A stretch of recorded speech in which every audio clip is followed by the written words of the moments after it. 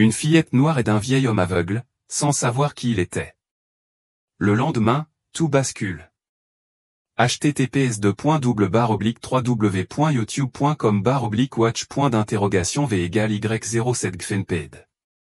Par un matin agité à la gare, une jeune femme Afro-France se précipitait vers un entretien d'embauche, sa seule chance d'échapper aux difficultés de sa vie actuelle. Mais lorsqu'elle aperçut un vieil homme aveugle coincé en haut des escaliers, elle s'arrêta sans hésiter pour l'aider, consciente que ce geste pourrait lui coûter l'entretien, et tout ce pourquoi elle s'était battue jusqu'ici. Ce qu'elle ignorait, c'est que l'homme qu'elle venait d'aider allait transformer sa vie d'une manière qu'elle n'aurait jamais pu imaginer. Avant de plonger dans cette histoire, dites-nous d'où vous nous regardez. Nous adorons lire vos commentaires. Naïma Camille avançait tête baissée, se frayant un chemin parmi le flot de voyageurs qui inondaient la gare. Le vent hivernal, entré avec la foule, balayait le grand hall comme s'il y avait toujours appartenu, soulevant des papiers épars et les nerfs de ceux qui arrivaient en retard. Les baskets usées de Naïma grinçaient sur le sol en marbre. Ses semelles étaient si fines qu'elles s'usaient déjà au niveau des orteils. Celle de gauche avait une déchirure sur le côté qui s'accrochait au bord de son jean, trop court et depuis longtemps passé de mode.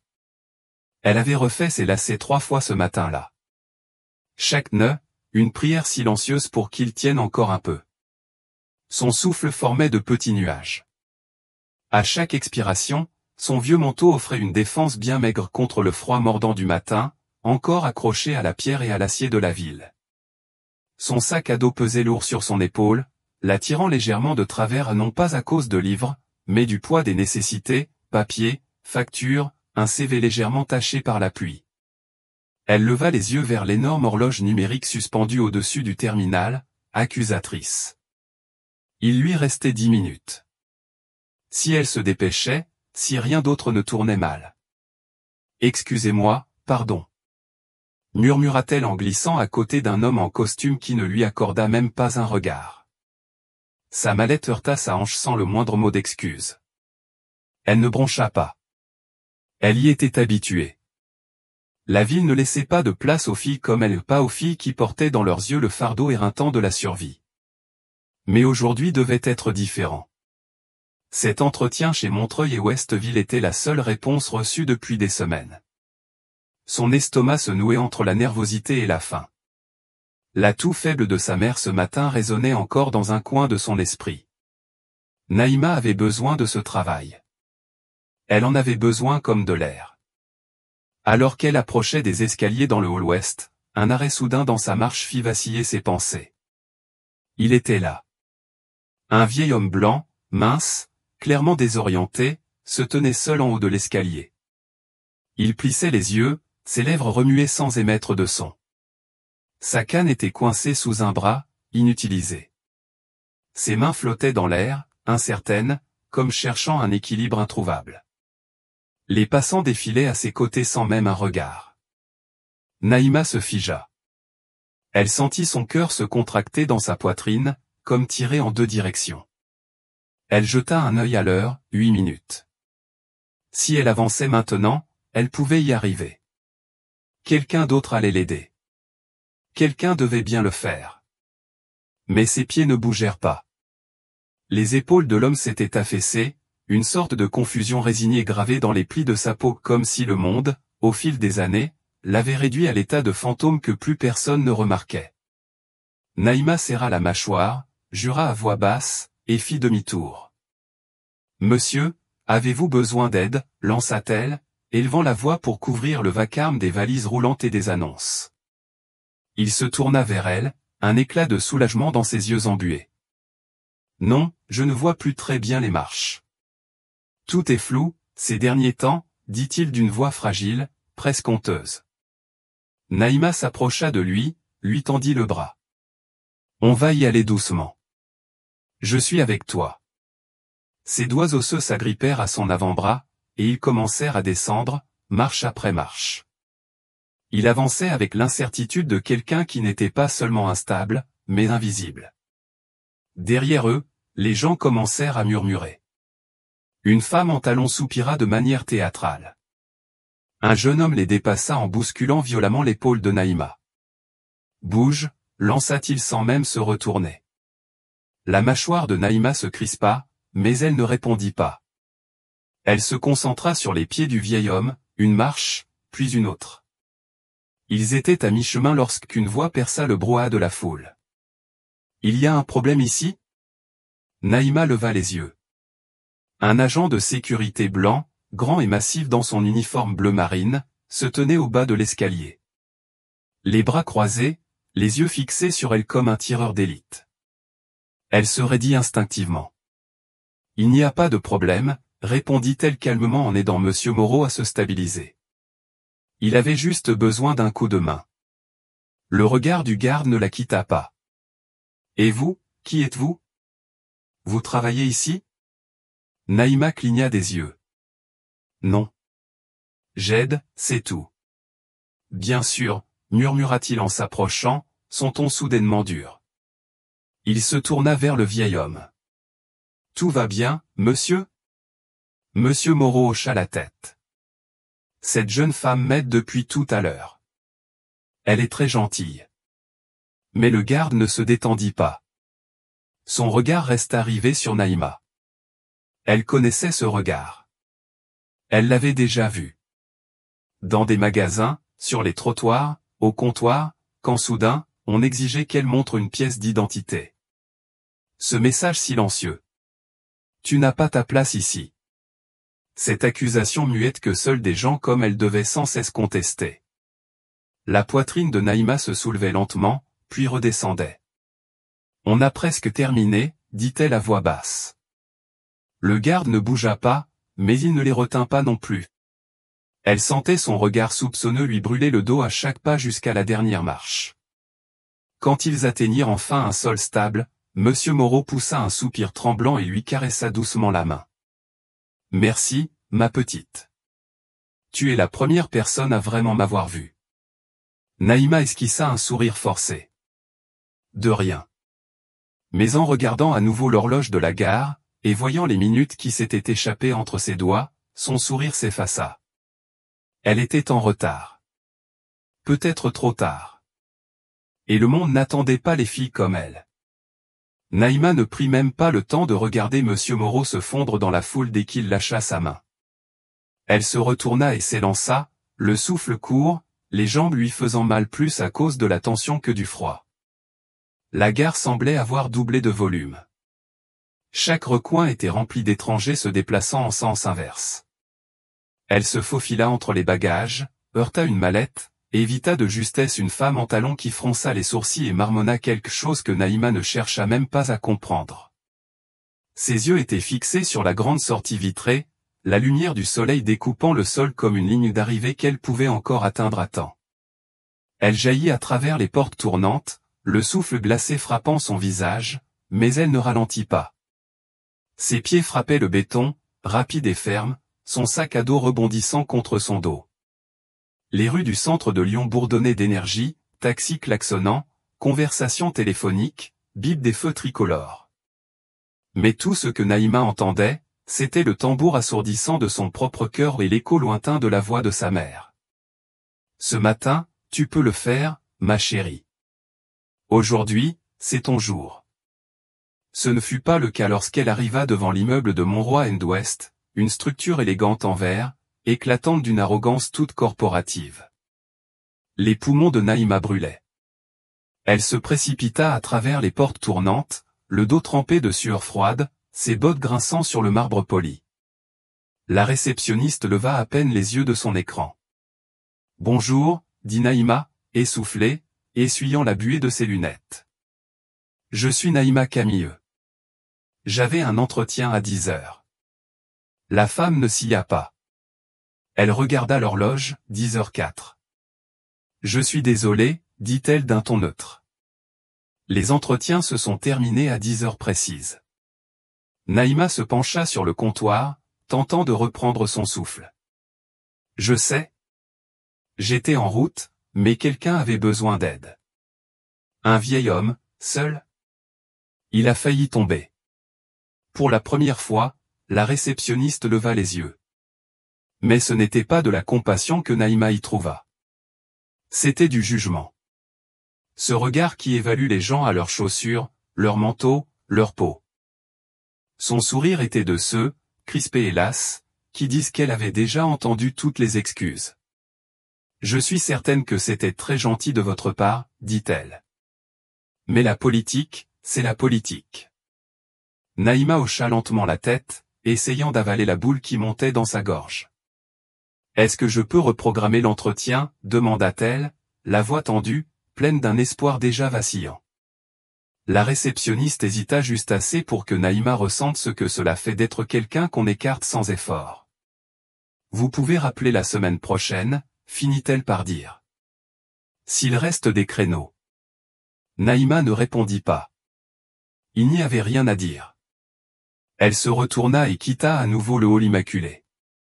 Chaque pas pesait lourd, chargé d'une tristesse intime, silencieuse. Les portes automatiques s'ouvrirent devant elle comme une plaisanterie cruelle, l'accueillant à l'extérieur plutôt qu'à l'intérieur. Le soleil était monté plus haut, mais n'apportait aucune chaleur. Le trottoir bourdonnait sous ses pieds, les passants la frôlant comme si elle n'existait pas. Elle s'arrêta près d'un réverbère, s'y appuya et ferma les yeux. Un instant, son souffle forma un nuage devant elle alors qu'elle restait figée. Elle avait renoncé à sa chance. Pourquoi? Pour un inconnu. Et pourtant, elle repensa à la main tremblante de Monsieur Moreau, agrippant son bras. À la manière dont il avait expiré, non seulement de fatigue, mais de soulagement. Celui d'avoir été vu.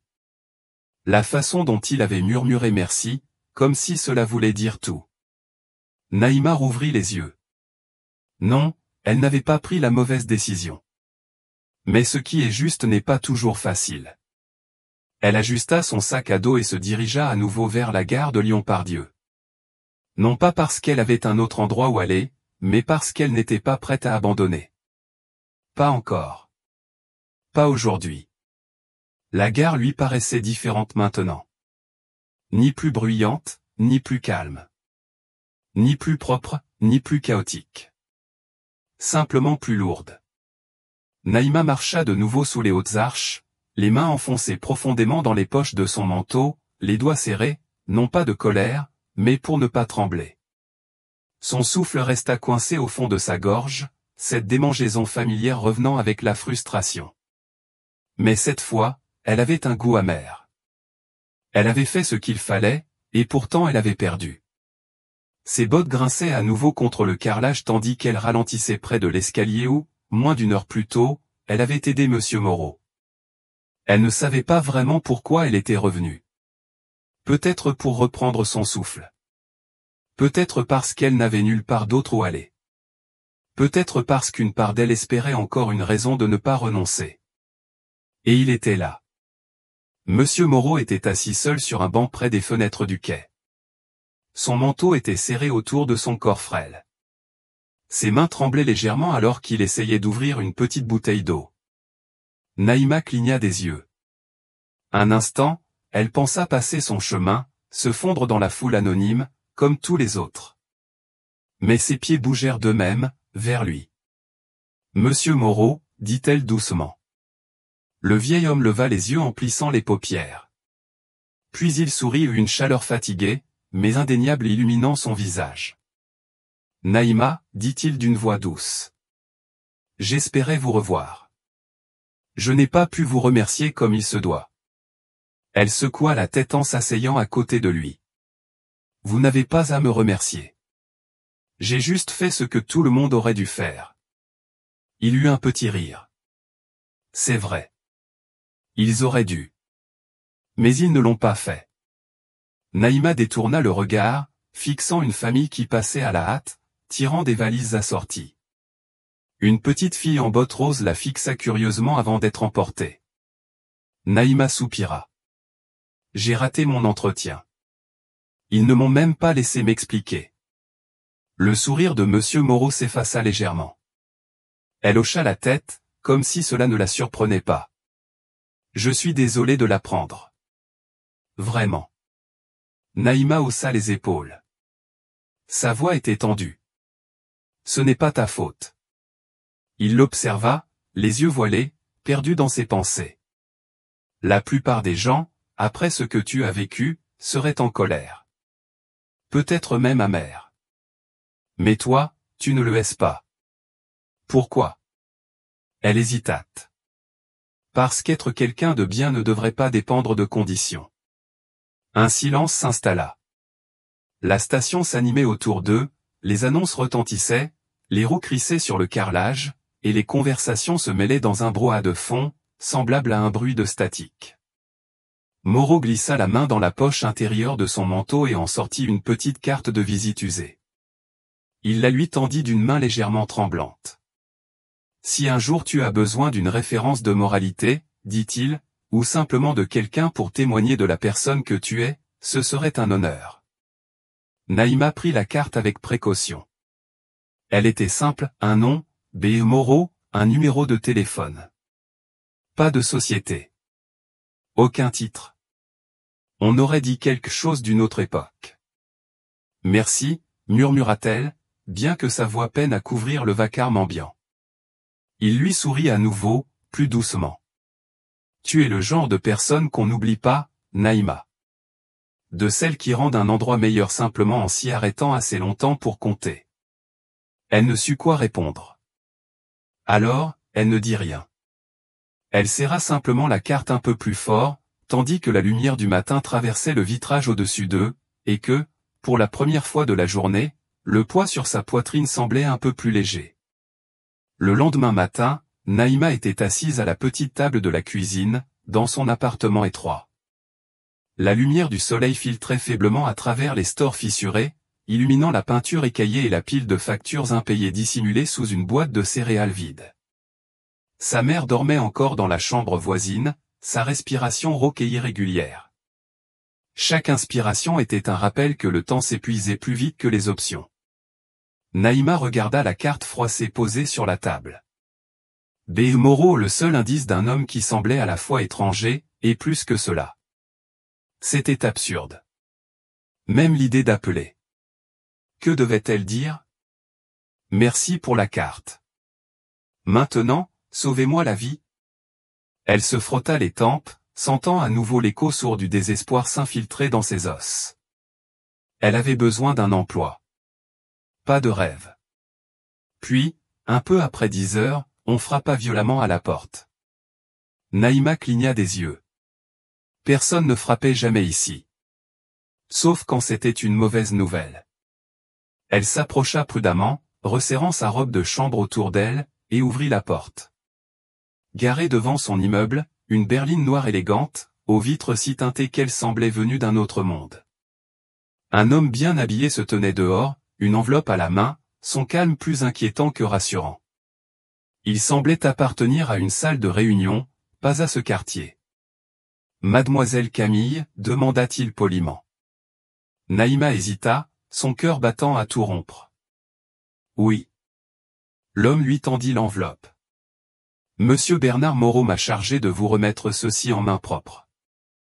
Il espérait que vous accepteriez ce qu'elle contient. » Naïma la prit lentement, les doigts rigides. Le papier était épais, de qualité. Elle regarda à nouveau le chauffeur, incertaine. Il doit y avoir une erreur. Il esquissa un sourire, une lueur de chaleur perçant son professionnalisme impeccable. Non, madame. Monsieur Moreau ne fait pas d'erreur. Elle referma la porte, les mains tremblantes en ouvrant l'enveloppe. À l'intérieur, une lettre pliée, rédigée d'une écriture élégante, précise et régulière malgré l'âge. Chère Naïma, peut-être ne te rends-tu pas compte de l'impact que tu as eu sur moi. La plupart des gens passent à côté de personnes comme moi sans un regard. Mais toi, tu m'as vu. Tu m'as tendu la main et, plus encore, tu m'as rappelé quelque chose que j'avais presque oublié, la bonté désintéressée existe encore. J'aimerais t'offrir un stage chez Groupe Orme et Ruisseau, en tant que fondateur émérite. J'exerce rarement l'influence qu'il me reste, mais dans ton cas, je ressens le devoir de le faire. Tu mérites qu'on te voie pour ta valeur, pas seulement pour ton combat. Le chauffeur reviendra demain à 10 heures si tu choisis d'accepter cette offre, avec respect et gratitude. Behold. Naïma lut la lettre, le souffle coupé. Sa gorge se serrait contre sa poitrine, montant et descendant en vagues inégales. Elle pressa la lettre contre elle, tentant d'assimiler ce qui venait de se passer. Cela n'avait aucun sens. Cela ne semblait pas réel. Et pourtant, ça l'était. Dans le calme de son appartement, avec en arrière-plan la toux douce de sa mère dans la pièce voisine, Naïma se mit à pleurer. Pas de tristesse, mais de soulagement. La porte qui s'était refermée sur elle, hier encore, venait de s'ouvrir à nouveau. Non par obligation, mais parce que quelqu'un avait vu en elle ce que le monde choisit souvent d'ignorer. Elle replia la lettre avec soin et, pour la première fois depuis bien longtemps, murmura dans le silence. Peut-être, juste peut-être, que ceci est le début de quelque chose. Naïma se tenait devant le miroir de sa petite salle de bain, la buée de sa douche matinale s'accrochant encore au coin du miroir fêlé. Elle avait coiffé ses cheveux du mieux qu'elle pouvait, les attachant sur les côtés pour cacher la coupe irrégulière qu'elle s'était faite des mois auparavant. Sa chemise était propre, fraîchement repassée, bien qu'un peu serrée aux épaules. Le pantalon qu'elle portait avait appartenu à sa mère, raccourci à sa taille et maintenu par une épingle de sûreté qui lui pinçait légèrement la taille. Malgré tout, c'était la plus présentable qu'elle ait jamais été pour quelque chose qui ressemblait à une opportunité. La berline noire revint exactement à 10 heures, comme promis dans la lettre. Naïma sortit de son immeuble et entra dans la matinée de la ville, bourdonnante d'air froid et de klaxons. Le chauffeur la salua respectueusement en lui ouvrant la portière. Elle répondit d'un geste, incertaine de devoir parler, et glissa sur le siège en cuir. L'odeur de l'intérieur, propre, fraîche, presque luxueuse, lui sembla presque déplacée. Elle s'assit, les genoux serrés, les mains croisées sur les genoux, les yeux rivés à la vitre tandis que les immeubles défilaient. Gros ormes et ruisseaux se dressaient dans la rue tel un monument de verre et d'ambition. Naïma leva la tête pour en voir le sommet, se sentant à nouveau petite, mais pas comme avant, pas impuissante, simplement différente. La réceptionniste l'accueillit avec un sourire, cette fois chaleureux et professionnel, et le nom de Naïma figurait déjà sur la liste des visiteurs. Monsieur Moreau vous attend. Vous allez d'abord rencontrer Madame Renaud, la directrice des programmes. L'ascenseur montait doucement, étage après étage, silencieux et lumineux. Naïma aperçut son reflet dans les parois miroitantes, les épaules redressées, le menton levé, tentant de contrôler le tremblement de ses mains. Le 12e étage s'ouvrait sur un vaste espace de bureaux vibrant d'une énergie feutrée. Téléphone en sourdine. Clavier qui claquait. Voix basse et assurée. Chacun semblait savoir exactement où il allait. Naïma, non. Une femme à la peau couleur caramel et aux yeux perçants se tenait près du mur du fond, un dossier à la main. Elle leva les yeux lorsque Naïma sortit de l'ascenseur et lui sourit en tendant la main. Naïma, Camille, je suis Claire Renaud. Bienvenue. Naïma lui serra la main, sa poigne un peu trop ferme. Merci. Je suis reconnaissante d'être ici. Claire fit un geste en direction d'un couloir. Viens avec moi. Monsieur Moreau, notre fondateur émérite, m'a parlé de ce qui s'est passé à Gare de Lyon. Il a dit beaucoup de bien de toi. C'est rare, tu sais. Il ne donne pas facilement son soutien. Naïma la suivit à travers un dédale de bureaux aux murs de verre, chacun vibrant d'un statut affirmé et d'une compétition silencieuse. Je ne savais pas qui il était, dit-elle doucement. Claire tourna légèrement la tête vers elle, l'air pensif. C'est probablement pour ça que tu l'as aidé. Elles arrivèrent dans un petit bureau, ordonné, avec simplement un bureau, une chaise et un ordinateur déjà allumé. Claire désigna le tout. C'est à toi. Tu commenceras comme stagiaire. Mais si tu nous montres la même éthique de travail que celle décrite par Monsieur Moreau, rien n'empêche que cela évolue vers autre chose. Naïma s'assit lentement, ses doigts effleurant la surface du bureau. Il était lisse et froid. Pendant un instant, elle laissa sa main posée là, comme pour s'assurer que ce n'était pas un rêve. Tu commenceras par quelques recherches, un suivi client de base, et tu te familiariseras avec notre base de données. Je vérifierai ton travail, mais n'aie pas peur de poser des questions. Nous voulons que tu apprennes. Merci, murmura Naïma presque sans voix. Claire lui adressa un sourire, à la fois ferme et bienveillant. Tu as ta place ici, Naïma. Ne laisse personne te faire croire le contraire. Naïma hocha la tête, mais quelque chose, dans ses mots, ébranla une partie fragile d'elle. La journée passa en fragments, des emails, de nouvelles feuilles de calcul, des systèmes qu'elle comprenait à peine mais qu'elle s'obligeait à maîtriser. À chaque erreur, elle se préparait à l'inévitable soupir, au jugement, au regard méprisant. Mais Claire se contentait de la corriger doucement, la guidant avec patience, sans jamais faire preuve de condescendance. À l'heure du déjeuner, Naïma s'assit seule à une petite table dans un coin de la salle de repos. Elle mangea un sandwich préparé chez elle, ignorant les regards en biais de deux jeunes stagiaires en blazer cintré et chaussures brillantes. L'une d'elles murmura quelque chose à voix basse, une phrase qui se termina par « recrutement de diversité ». Naïma ne réagit pas. Elle avait entendu bien pire. Mais ces mots restèrent, comme un hématome sous la peau. La brûlure persistait bien après que leurs rires se furent éloignés dans le couloir. Plus tard dans l'après-midi, Claire revint vers elle pour vérifier les notes que Naïma avait compilées. « Excellent travail », dit-elle en effleurant légèrement l'écran. « Tu as un esprit vif, ne doute jamais de cela. » Naïma sourit, touchée par cet éloge inattendu mais profondément nécessaire. « Merci. Je ferai de mon mieux. » À mesure que la journée tirait à sa fin et que les lumières des bureaux s'adoucissaient, Naïma resta assise à son poste, épuisée mais sereine. Pour la première fois depuis des années, elle ne courait pas droit dans une impasse. Elle regarda par la fenêtre, observant la ville s'assombrir sous le ciel du soir, et pensa à sa mère, à cette lettre, à cette main tremblante sur l'escalier. Peut-être que ce n'était pas la destination finale, mais c'était exactement l'endroit où elle devait commencer. Le lendemain matin, Naïma arriva en avance. L'ascenseur émit un son doux en s'ouvrant au 12e étage. Son pantalon était le même, sa blouse prêtée par une voisine qui avait insisté sur le fait qu'il lui fallait quelque chose de plus élégant, et ses chaussures, bien que usées, avaient été nettoyées jusqu'à luire légèrement. Le bureau était plus calme que la veille. Le bourdonnement des ordinateurs montait lentement, et l'arôme du café flottait encore depuis la salle de pause, comme une offrande. Elle entra dans son petit bureau, s'assit à son poste et ouvrit le dossier que Claire lui avait laissé. Des résumés de clients, des réunions à venir et, à la fin, une courte note manuscrite. Viens préparer. Tu participeras aujourd'hui. Le cœur de Naïma s'emballa. Elle relut la phrase. Participer, à quoi? Son estomac se noua à l'idée d'entrer dans une salle pleine de gens parlant chiffres et concepts qu'elle comprenait à peine, sa voix coincée dans la gorge si quelqu'un lui posait une question. Mais c'était bien ce qu'elle avait voulu, n'est-ce pas? Non seulement être dans la salle, mais mériter d'y rester.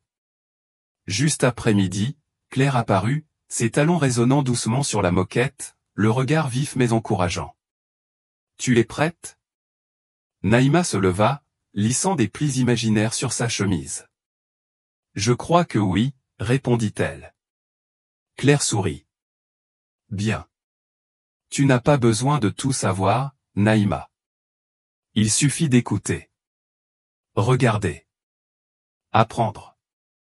Elles traversèrent le couloir et pénétrèrent dans l'une des plus grandes salles de réunion, aux murs de verre et au mobilier élégant.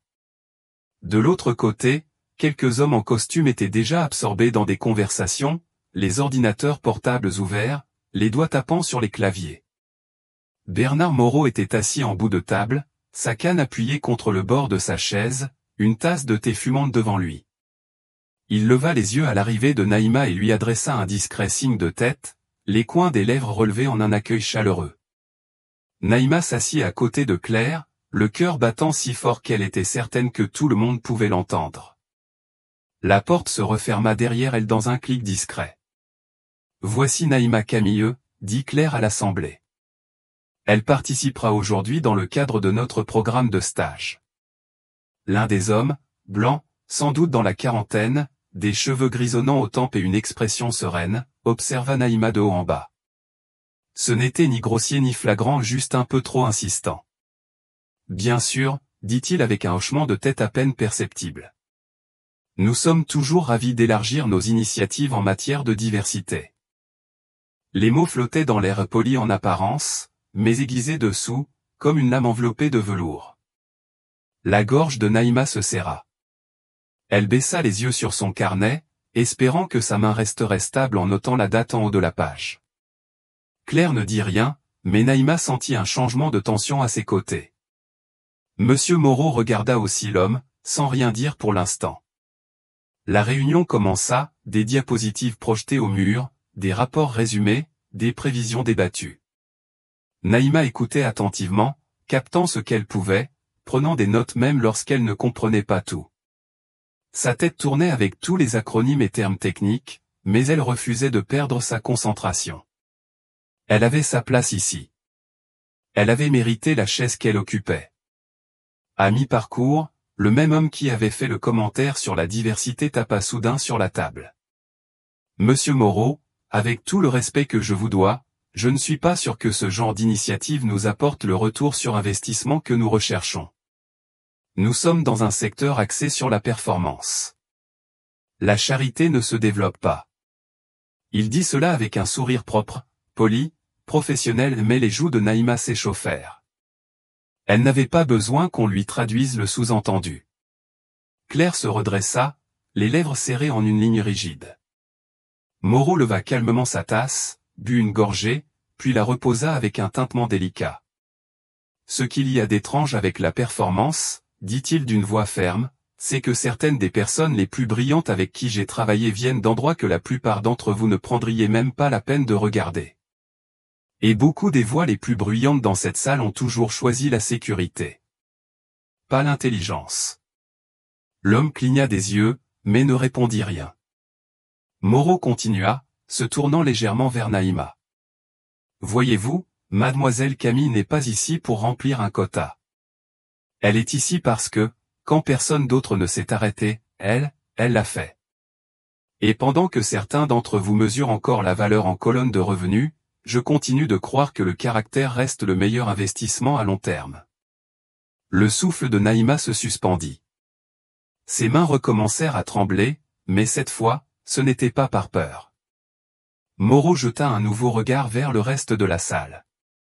J'ai pris ma décision. Elle reste. Un silence pesant s'installa, trop long pour être anodin. Puis, quelqu'un bougea un carnet. Un autre se racla la gorge. La réunion reprit. Mais Naïma, elle, n'était plus la même. Quelque chose avait changé en elle, quelque chose d'audacieux, de troublant, de puissant. Elle n'était plus simplement présente, on l'avait remarqué. Les jours suivants s'écoulèrent à un rythme apaisé que Naïma n'avait jamais connu.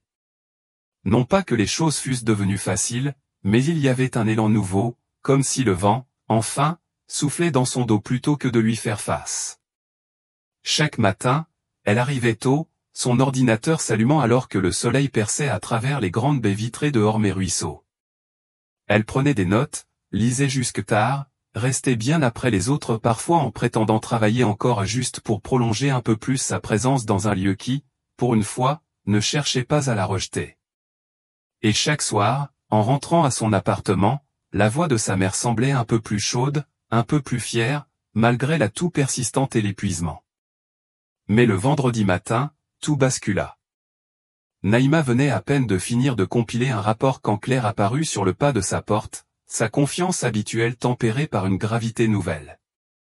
Elle tenait une enveloppe scellée et fixait Naïma d'un regard calme mais sérieux. « Tu peux venir avec moi ?» demanda-t-elle. Naïma acquiesça, la gorge sèche. Elle se leva, lissa le devant de sa veste, et suivit Claire dans le couloir jusqu'au bureau de Monsieur Moreau. La pièce baignait dans une lumière douce, filtrée par les fenêtres allant du sol au plafond. Tout y était méticuleusement rangé, l'air immobile, seulement rythmé par le léger tic-tac d'une horloge ancienne posée sur une étagère. Monsieur Moreau se tenait derrière son bureau, sa canne posée à proximité. Il paraissait plus fatigué que d'habitude, le visage pâle, la voix plus basse mais le regard, lui, restait clair, précis. « Naïma » dit-il en lui désignant la chaise en face de lui. « S'il te plaît. » Elle s'assit lentement, le cœur battant. Claire resta debout près de la porte, bras croisés, le regard résolu. « Je ne vais pas te faire perdre ton temps », commença Moreau, les mains jointes devant lui. « En une semaine, tu as fait plus que certains en plusieurs mois. Ton éthique professionnelle, ton instinct, ta soif d'apprendre, Claire et moi l'avons vu. Mais aujourd'hui, il ne s'agit pas de retour d'expérience. » Il sortit une petite brochure d'un tiroir. « Il s'agit d'un choix. » Naïma ne répondit pas, à peine si elle respirait. Il fit glisser la brochure vers elle sur le bureau. « Ceci est une offre d'emploi. Un poste d'associé junior, à temps plein. Ce n'est pas un stage, ni un test. Tous les avantages y sont inclus. Salaire compétitif. C'est moi qui ai validé l'offre avec le conseil d'administration. » Naïma cligna des yeux. Ses doigts restèrent en suspens au-dessus de la brochure, comme si elle pouvait la brûler. « Mais je suis ici depuis seulement 6 jours, termina-t-il, un sourire discret au coin des lèvres. Et j'ai vu en 6 jours plus d'intégrité et de ténacité que chez certains en 6 ans. Claire s'avança, sa voix douce mais assurée. Ce n'est pas de la charité, Naïma. Tu l'as mérité. Tu es devenue celle que tu es, sans que personne ne te propose quoi que ce soit. Naïma regarda la brochure, puis de nouveau l'homme qui, autrefois, semblait si fragile en haut d'un escalier. Et qui maintenant était assis là, avec la gravité tranquille de ceux qui ont l'habitude de déplacer des montagnes. Ses mains tremblaient de nouveau, mais cette fois pour une toute autre raison. « Tu n'as pas besoin de répondre maintenant, » dit Moreau. « Prends le week-end. Parle avec ta mère, mais je veux que tu saches une chose. » Il se pencha légèrement, le regard perçant. « Cette entreprise porte un nom, le mien. Mais les noms ne veulent rien dire s'ils ne représentent rien. J'aimerais que le mien te représente. » Naïma ne parvint pas à parler, sentant simplement sa poitrine se serrer sous l'émotion. Sa respiration était coincée entre l'incrédulité et la gratitude. Lorsqu'elle sortit du bureau, la brochure serrée entre ses mains, Claire marcha à ses côtés. Aucune des deux ne parla jusqu'à ce qu'elles atteignent l'ascenseur. « Ça va ?» demanda Claire en penchant la tête. Naïma réussit un petit rire sans souffle. « Je ne sais pas. J'ai l'impression de ne pas pouvoir tout assimiler. »« Parfait », sourit Claire. Ça veut dire que c'est réel. Ce soir-là, Naïma s'assit au bord du lit de sa mère. La brochure était ouverte entre elles deux, les doigts de sa mère effleurant doucement la lettre d'offre imprimée, comme si elle voulait en mémoriser chaque mot. Ses yeux étaient embués. « C'est toi, Naïma. C'est plus qu'un simple travail. » Naïma acquiesça, les larmes aux yeux. « C'est un commencement. » Sa mère sourit, la voix tremblante. « Tu n'as pas attendu qu'on t'ouvre la porte. Tu l'as tenue ouverte pour quelqu'un d'autre, et, d'une manière ou d'une autre, elle s'est ouverte à toi. » Naïma posa la tête sur l'épaule de sa mère. La pièce était silencieuse, hormis leur souffle. Elle ne savait pas à quoi ressemblerait l'avenir, mais elle savait ceci, à partir de maintenant, elle entrerait dans chaque pièce non pas en espérant y avoir sa place, mais en sachant qu'elle y avait sa place. Car son nom, Naïma Camilleux, signifiait désormais quelque chose. Le lundi suivant, Naïma se tenait sur le trottoir devant son immeuble, juste au moment où le soleil commençait à poindre à l'horizon, baignant le ciel de teintes roses et de lumière douce. Le monde ne s'était pas encore tout à fait réveillé. La berline noire arriva à l'heure, comme une horloge. Mais cette fois, elle monta sans hésiter, sans trembler. Sur son épaule, un nouveau sac à dos rien de luxueux, mais à elle contenant la lettre d'offre signée. Un vrai travail. Un vrai titre. Un avenir. Elle avait passé le week-end à relire la lettre encore et encore, la laissant entre les mains de sa mère comme si elle était fragile et sacrée. Elles avaient tout évoqué, la sécurité, le salaire, les congés maladie. Et lorsque sa mère avait finalement murmuré « Oui, ma chérie, accepte-le », Naïma avait su qu'elle ne disait pas seulement oui à un poste. Elle disait oui à la vie. En sortant de la voiture devant le bâtiment Elmebrook Group, l'immeuble ne lui semblait plus si intimidant. Il n'avait pas rétréci, mais elle avait grandi. Le vigile, qui à peine la regardait auparavant, lui adressa maintenant un salut respectueux. La réceptionniste lui sourit et la salua par son nom. Naïma Camilleux. Lorsque les portes de l'ascenseur s'ouvrirent au 12e étage, elle inspira profondément et entra. Pas en tant que stagiaire. Cette fois, pas comme quelqu'un qui attend qu'on lui dise qu'elle mérite sa place. Ses talons crissaient doucement sur la moquette alors qu'elle se dirigeait vers son bureau, son nom déjà inscrit sur la plaque à côté de la porte. Claire arriva peu après. Ce nouveau titre, il te va, dit-elle en lui tendant une pile de rapports. Naïma sourit, les yeux encore fixés sur l'éclat de son nom. Merci, dit-elle. Ça me semble vrai maintenant. Claire inclina la tête, pensive. Ça l'a toujours été. Tu commences juste à y croire. Plus tard dans l'après-midi, une réunion générale de l'entreprise fut convoquée et une mise à jour trimestrielle. Réunion stratégique, tout le monde y assistait. Naïma entra dans la salle de conférence élégante au haut plafond avec les autres. La pièce bourdonnait d'une énergie contenue. Des cadres murmuraient autour d'un café, des analystes révisaient leurs diapositives. Naïma prit place sur le côté. Pas pour se cacher, mais sans chercher non plus à être au centre de l'attention. Monsieur Moreau entra, comme à son habitude, avec une autorité tranquille, sa canne frappant doucement le sol. Il marchait plus lentement qu'autrefois, sa respiration plus mesurée, mais sa présence restait aussi acérée que toujours. La salle se tut. Le silence tomba comme un soupir retenu. Il se posta en tête de table, les mains posées sur sa canne, et prit la parole. Cette entreprise a prospéré parce que nous nous sommes toujours tenus à des standards plus élevés que ceux du marché. Nous recrutons non pas selon les origines, mais selon les horizons. Et aujourd'hui, je veux vous rappeler pourquoi cela reste essentiel. Il tourna légèrement la tête, ses yeux parcourant la salle jusqu'à s'arrêter sur Naïma.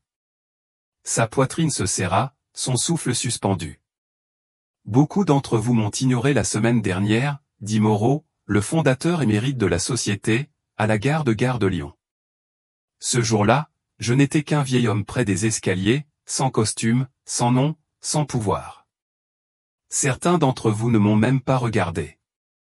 Une seule personne s'est arrêtée. Elle a offert son aide au moment où cela lui coûtait le plus. Elle ne connaissait même pas mon nom. Elle n'a rien demandé en retour. Des chuchotements traversèrent la salle. Naïma sentit la chaleur monter à son visage, ses mains agrippées au bord de la table. Cette femme poursuivit. Moreau, d'une voix assurée, fait désormais partie des nôtres. Pas parce qu'on lui a donné quoi que ce soit, mais parce que le caractère ouvre des portes bien avant que les diplômes ne le fassent. Le silence qui suivit n'était pas vide.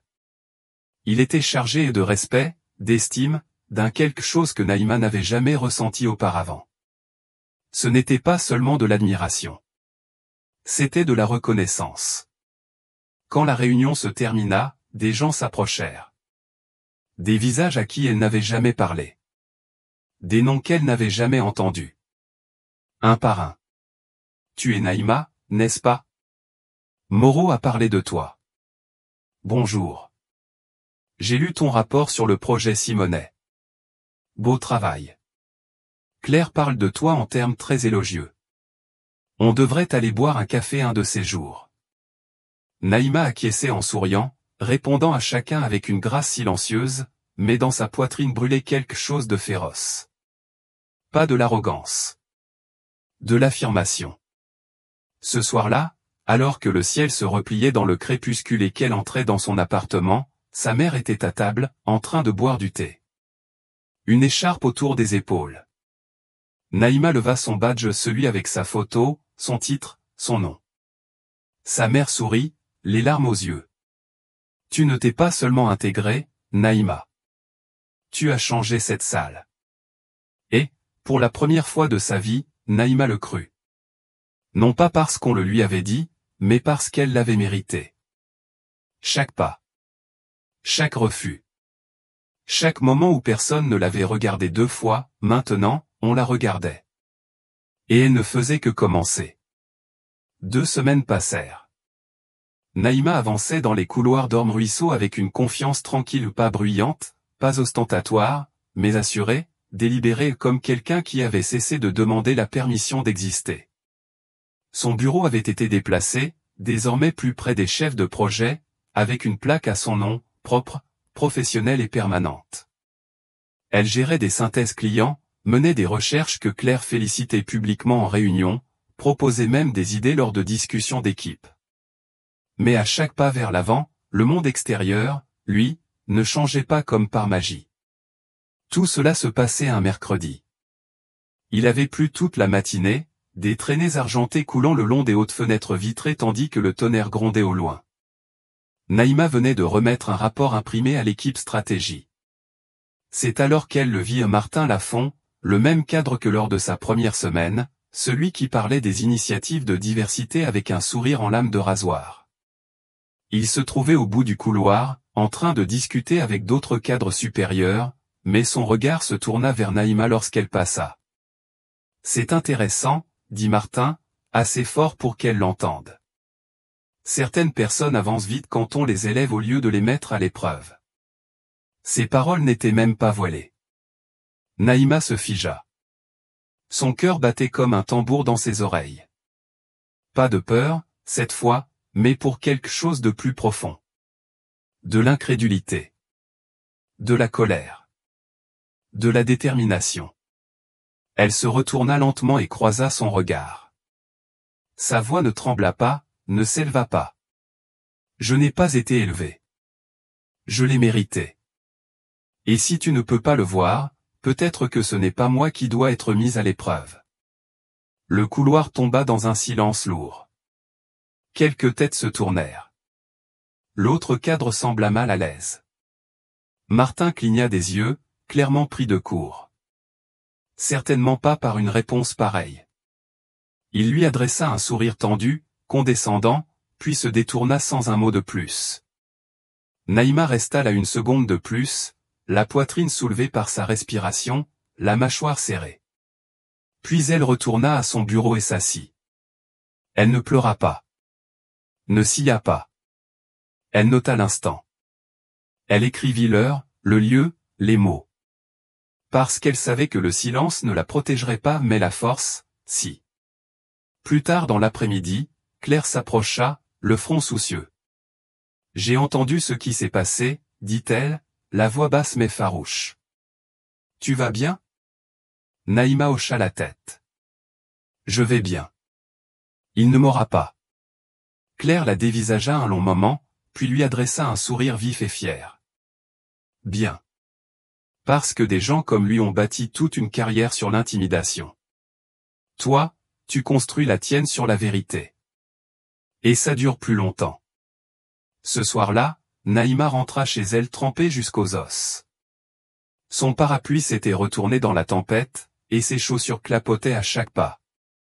Mais le visage de sa mère s'illumina en la voyant franchir la porte, et les épaules de Naïma se détendirent pour la première fois de la journée. « Longue journée ?» demanda sa mère. Naïma laissa tomber son sac et acquiesça, essuyant la pluie de son front.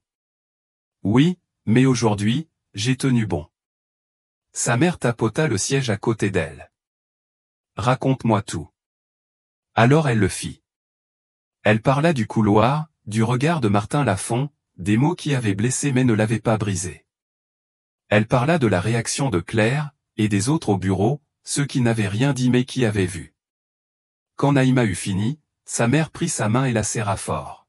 « Tu n'as pas seulement tenu ta position, Naïma, tu l'as transformée.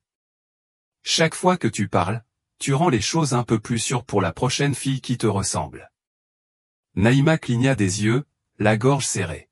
« Je ne pensais pas que quelqu'un le verrait, » murmura-t-elle.